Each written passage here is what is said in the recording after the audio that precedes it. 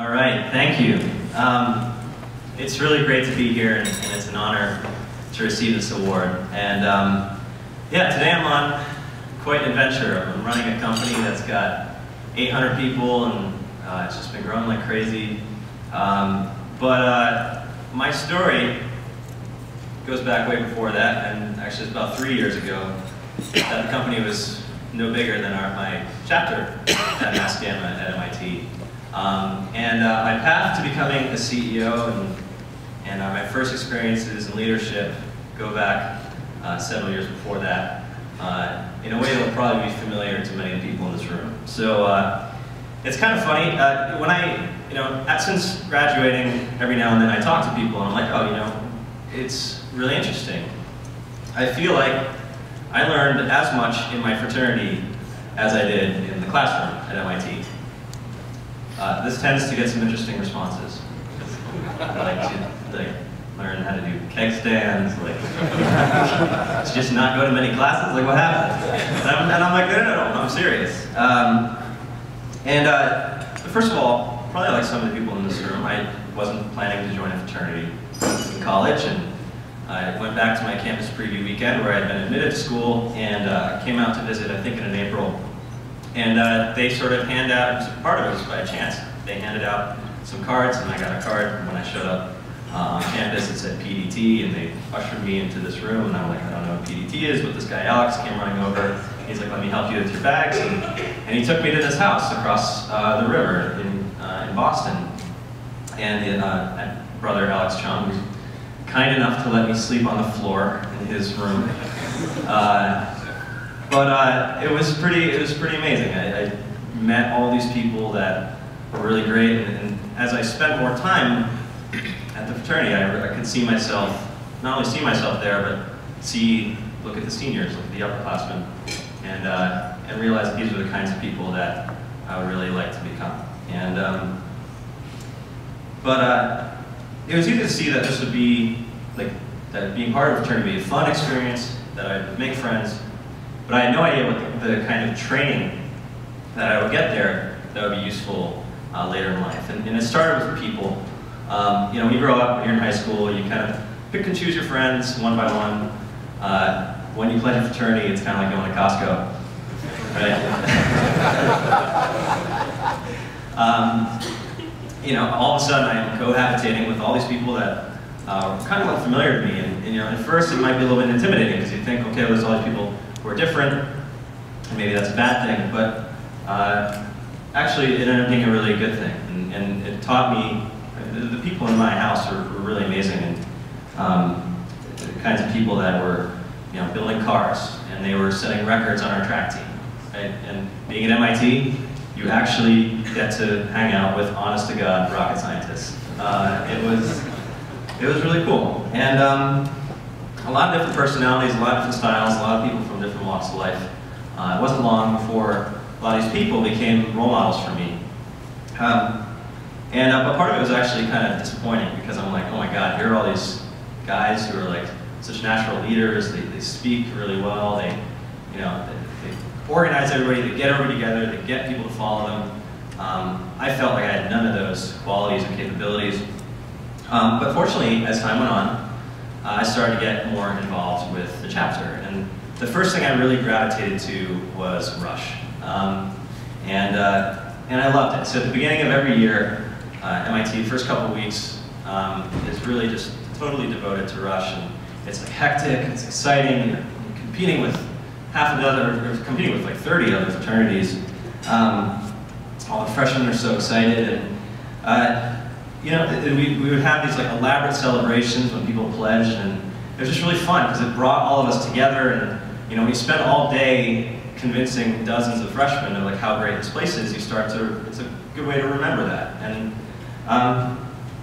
I'll be honest with you, at first it was just entertaining, right? So I really like go-karting, I really like eating barbecue, I really like hanging out, telling stories and hearing stories from the other brothers. But it wasn't long before I learned that actually this is really important, right? And when someone awesome joined our house, for all of us, it was maybe a few hours of effort, right, to get that person to be part of this. But then the fraternity got years of benefit, right? It just made all of our lives so much easier. And then we had this another kind of weapon in our arsenal next year when we had Rush, because there was another awesome person. We made it easier for us to continue to convince the next round of awesome people to join. It was kind of this upward spiral. And on the flip side, I remember how personally devastated I was when there was someone I thought would be really good. I just knew that they would be a great fit for Phi Delta Theta. We'd give them a bid, and they said no, and they went somewhere else. I still remember these people today. Kids, Chris Rhodes, Brian, their names are etched into my brain. I take this very seriously. And it's sad. To this day, I wonder, man, I wonder what great experiences I missed out on because they didn't join. But the most important lesson was that this chapter is nothing more than the sum of the people in it, right? And so the decisions you make about people and who you invite to join are the most important ones you make, because if you have good people, you have a good chapter. If you have bad people, nothing works. And I had no way of knowing this at the time, but it turns out recruiting, finding great people, getting them to join you is one of the most important skills you can cultivate, whether it's running a company or any other kind of process where you're organizing people to do something big. And a lot of this echoed because I moved out from Boston after graduating to San Francisco. It's this hotbed of innovation. We had managed to get a little bit of time from this angel investor who was super successful, this guy named Hadi Partovi. He started a bunch of companies, he made $1 bajillion. I was just trying to shake him down for advice. And I was like, Hadi, you gotta tell me, what, I want to start a great company, what should I do? And he just kind of laughed. And he's like, I'll tell you what my mentors told me. He's like, I have 3 pieces of advice. 1, hire the best people. 2, hire the best people. 3, hire the best people. And I was like, okay, I get it, yeah. But it was actually comforting, because I'm like, God, this was the main thing I did in college. I can totally do that. And recruiting is the single most important thing I do today for Dropbox. And it's the single thing I spend the most time on. And it's what's built Dropbox, both its reputation and the company that it is today. And if you get it right, everything is so much easier. And you have cushion to get all these, it allows you room for error to get some other things wrong. And basically what I just told you, it only takes a few hours to get someone great in, get years of benefit on the other side. This is one of the first things I talk about with all of our new hires when they join. And it's hard. Everybody wants the best people, but everybody's competing for the same ones, right? So how do you do that? And you kind of learn this art and science, right? So first is in Rush. During that week, you have to strategically place yourselves where the freshmen are going to be, and so oh, we're just a bunch of cool guys playing frisbee on the quad, just like we do every day. And if you go up to a freshman, you're like, hi, I'm Drew, I want you to pledge my fraternity, will you say yes? Then it's not going to work very well, right? And you can imagine analogous situations with girls or dating, probably get slapped in the face. So a little bit more finesse that you need, and it's true. And the same thing is true today, right? If I go down to Google and I meet some executive that I want to hire, and I'm like, hey, why don't you quit your great job at Google that's paying you millions of dollars and come join my sketchy startup? Doesn't work very well. So right, you have to go. You have to get to know the person. You have to really figure out what motivates them. You got to figure out where your interests overlap, and you have to get them excited enough to imagine themselves having a better life by being on your team. And I didn't have a name for this at the time, but it turned out all that stuff I was doing to recruit these freshmen are things, as Brother Chris said. These are selling, right? This is negotiation. These are valuable skills, and I don't mean in the existential sense. I mean valuable as in people will pay you a lot of money if you're good at them. So the end of sophomore year comes along, and I'm sure many of you remember how elections go. There's some paper on the wall, on the bulletin board, and you have to sign up for running for office, right? And so I look, and I was kind of annoyed, no one good was really signed up for Rush Chair. And I saw it sort of as a problem and an opportunity, so I put my name down. And you know how these things go, sometimes when you win, you really lose. So I think I might run uncontested, or maybe, but anyway, I find myself standing up there and I'm like, okay, I'm the newly minted Rush Chair for my chapter. You'd think I'd be pretty happy about that, and instead I was pretty terrified. I'm I'm like, you know, I hope nobody realizes that I have like no idea what I'm doing. I've never done anything like this before. And you know, as time goes on, you start learning, okay, you have like a $12,000 budget, and I'm like, oh my God, I've like, the most I've ever had in my bank account was like 500 bucks. And you start, the sort of the magnitude of what you have to do starts to sink in, especially if you think about how important people are. So I'm like, God, like, if I don't do my job, what's going to happen? The pledge class will be too small, or we'll have bad people, then the dues and rent are going to go up, and then that's going to make it hard for people in the future, and people are going to leave, and then like, oh my God, this fraternity, this thing's been around for almost 100 years, it's going to downward spiral, it's going to all be my fault, and I'm good. So, it's a little melodramatic. But these are the kinds of things that swirl around in your head when you take on more responsibility than you ever have before. And here's one thing that I found that separates people who do big things in life from people who don't. The thing is, everyone has that feeling. Everyone has times where they felt nervous, frustrated, they're not good enough, they're a little too far out of their comfort zone. I felt that way in the beginning of Dropbox, and unfortunately that feeling never really goes away. You know, even this week, you know, Wednesday night, I'm over at one of my most important VP's houses. He's unhappy. He's telling me all these things about how I'm doing, or I'm not doing a good enough job. All these things I'm doing make him angry. And it's just so you know, there's a lot of days where you go home and you're just like, oh my God. You know, if this guy leaves, everything's going to go away. It's all going to be my fault. And, you know, there's this constant voice in the back of your head, but you can't control that. Right? You can't control that feeling. You can't control the fact that you're going to make mistakes. You're going to make mistakes. The only thing you can control is how you respond. And here's the secret, and maybe the most useful thing that I'll tell all of you, particularly undergrads, is the useful thing I can tell you today is instead of running away from that feeling, run towards it.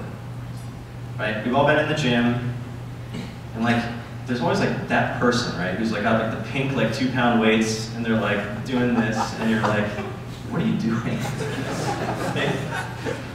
And you know, a good workout should be uncomfortable, right? It should be kind of painful, right? Not so painful that you're in the emergency room, right? Not painful enough to hurt yourself, but right on the edge, right? And that pain is progress, both in the gym and in real life. And while it's in the beginning, particularly, it's a little bit uncomfortable. What you realize is that once you get used to it, once you realize that all these horror stories that you're telling yourself don't actually come true, it's actually kind of fun. And so the first thing that I did after being rush chair and kind of slogging my way through that was to do it again the next year. Because it's fun, it's like competitive, it's really, you see the fruits of this, you get all these great people into the chapter. And the important thing is to think of fraternity offices kind of like training wheels for real life. I talked about how the hand-to-hand combat for getting people is really selling in negotiation, and you know, advertising. Like I photoshopped all of our posters for parties and T-shirts and things like that. That actually came in handy because I had to Photoshop a logo for my company, and so you know, the Dropbox logo was made in like my living room at home, like the night before Christmas, 2006.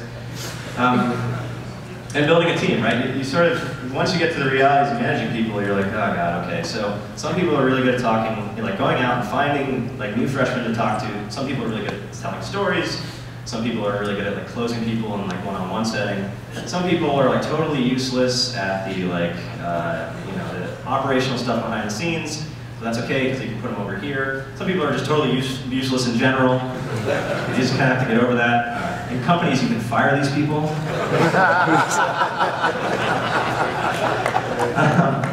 And so nobody's good at everything. But like a sports team, you have to shuffle people around, so that doesn't really matter if about any one person's weakness, and it's true at Dropbox. You know, I've got to get these engineers and these designers and these business people to all work together, and even myself, like there's certain things I'm good at, certain things I'm not. Like I'm not super organized. Like I don't like managing huge numbers of people. I don't like combing through like thousands of little nitty-gritty details. But I have a chief operating officer who's really, really good at that stuff, and so you complement each other. You complement and you build a team. All this, you know, first training wheels at Phi. And the reason I call it training wheels is because you have a safety net, right? You're surrounded by your brothers who sincerely want to make you better, even if they doesn't feel like it at the time. So I remember a time where I was woken up, I thought it was like an earthquake or something. Like, earthquakes in Boston. My door is like getting pounded, and I open the door. It's this guy, Dylan. And he's like, Drew, wake your, well, I can't really repeat what he said, but wake up. Get downstairs, your rush chair. And I looked at the clock, and I'm like, oh my God, yeah, I'm supposed to be down there at 7:30, I'm really sorry. He's like, dude, no one cares. You gotta be, like, excuses don't matter. You have to set a good example if you want people to follow you. And all kinds of mistakes. You know, at a social chair, I would get upset because, like, some people were blowing off cleanup, and I spent hours crafting this really thoughtful email saying, you guys really need to do this because it's unfair to the people that are working hard, and you better do it because if you don't, I'm not going to do as many events, and like I'm going to put people on like even worse, and I'm just like, and I hit send, and I'm like, man, this is going to be great, everybody's really going to understand what I'm talking about. And people sent the most like awful, snarky, smart-ass, like, awful thing. And I made in the time when it only made me more pissed off. But all this is like really kind of a petri dish, right? Well, I don't know to talk about fraternities a petri dish, but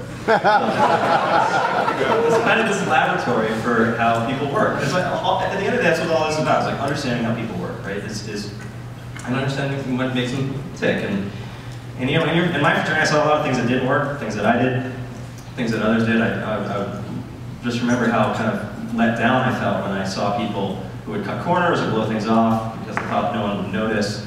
And on the flip side, I found a lot of examples of things that were really inspiring. People like, there's this tall Hawaiian dude named Anthony he was just really amazing.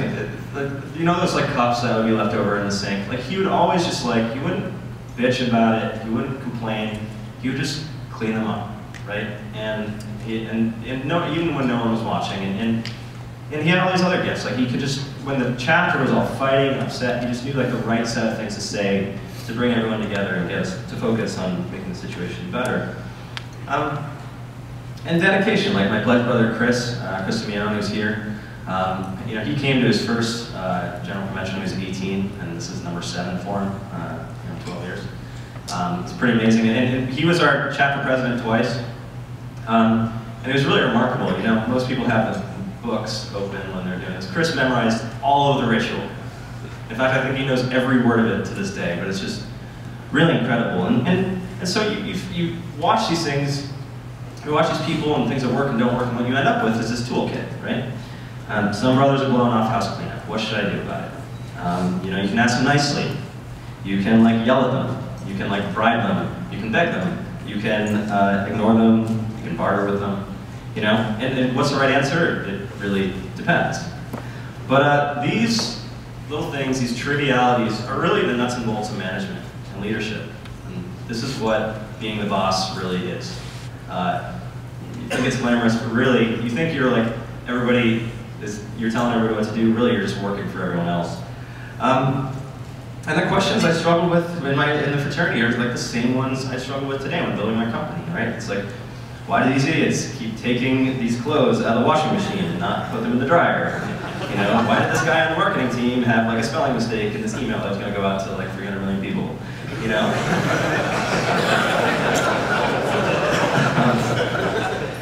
Why do we keep running out of paper towels?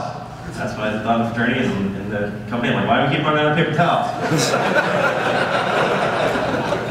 But more seriously, how do we rush the best freshmen? How do we get the best people in our fraternity? How do we make our party better than the Lambda Chi's? Right? And where on Wellesley should we post it? It's the same stuff, right? How do we recruit the best engineers into the company, right? How do we tell a story about how our product is better than Google's or than Apple's and all these other big companies that are competing with us? You'd really be surprised at how similar this whole thing is. And guess what? It's actually a little bit easier in the real world. So when I had various offices in the chapter, trying to get like 35, 40 unpaid volunteers to do anything is way harder than when you sign their paychecks. But it's all these things. I didn't know it at the time, but that's why I feel like I learned more or as much in my fraternity as I did in my classes. But the thing is, you really get out of it what you put into it. And speaking of what you put into it, at first I was just like, God, this is just a lot of work, right? It's fun, it's kind of a distraction from my classes. It's sort of like my summer jobs, except I'm not getting paid. My girlfriend was like, well, why do you keep like doing this to yourself? And it was kind of funny, like, why do I do all that work? And this was maybe the most important lesson, because it was, you know, in figuring out how to answer that. Because I remember, you know, how in awe I was during our initiation, right?